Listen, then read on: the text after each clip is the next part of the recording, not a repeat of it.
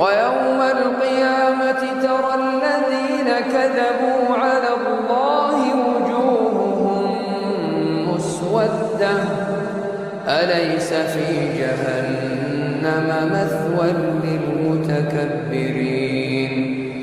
وينجي الله الذين اتقوا بمفازتهم لا